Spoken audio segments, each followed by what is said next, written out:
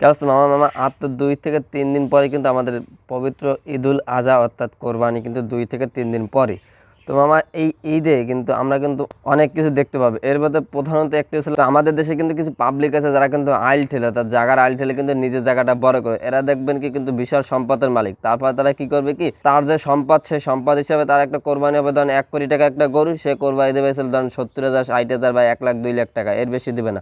আর এটাও দেবে না তো শুধুমাত্র লোক দেখানোর জন্য, কারণ হচ্ছিল সে তার মনের ভিতরে পরিষ্কার না, কারণ সে তার কাজ হচ্ছে আল ঠেলে, সে ছিল অন্যায় করে, জুলুম করে, মানুষের জায়গা লুইটে খায়।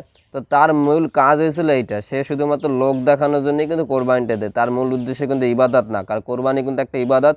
তো সে কিন্তু সেটা কিন্তু কোরবানি ইবাদত হিসাবে কিন্তু দেবে না, কারণ সে দেবে শুধুমাত্র লোক দেখানো। কারণ আর তার যে সম্পদ, সে 1 কোটি টাকা গরু যদি কোরবানি দেয় তাও কিন্তু হয় না।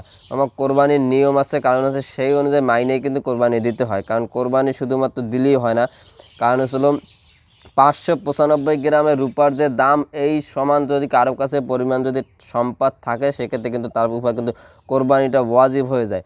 তো এই কোরবানিটা 595 গ্রাম যে রূপার দাম, যা বর্তমান বাংলা টাকা কনভার্ট করে ধরেন আপনার প্রায় 70 থেকে 80 হাজার টাকা এর ভিতর হবে। এই 70 থেকে 80 হাজার টাকা যদি গড় হিসাব করা হয়, তাহলে আমাদের বাংলাদেশে কিন্তু না হইলেও প্রায় 70% লোক কিন্তু কোরবানি ওয়াজিব হয়ে যায় তাদের উপরে। কিন্তু আমাদের দেশে কোরবানি দেয় কেন, শতকরা মনে হয় 20% লোক কোরবানি দেয় না। তো আর যারাই দেয় অধিকাংশ লোক কিন্তু যে স্যাঁচরা বাটপার কিছু লোক আছে না, মাদারবোর্ড টাইপের কিছু লোক, টাকা আছে, সম্পদ আছে, বাট সে টাকা খরচ করবে না, সে ছিল মাত্র 50,000 1 লাখ টাকা দিয়ে একটা কোরবানি দেবে, কিন্তু তার উপর ওয়াজিব হয়ে যায় 1 কোটি টাকা একটা গরু। মহান আল্লাহ রাব্বুল আলামিন মানুষকে সম্পদ দিছে শুধুমাত্র, যার প্রধান উদ্দেশ্য ছিল তার যে সম্পদ দিছে সে তার সম্পদ দিয়ে তার আশেপাশে বা গরিব দুঃখী মানুষকে সাহায্য করবে। কিন্তু এই শালা কী করে, কোনো প্রকার সাহায্য না করে, তার তো আইল আছে, মানুষের আইল ছেড়ে দেয়, সেটা করবে, ক্ষমতা দাপট দেখাবে, টাকার জোর দেখাবে, এরকম করবে।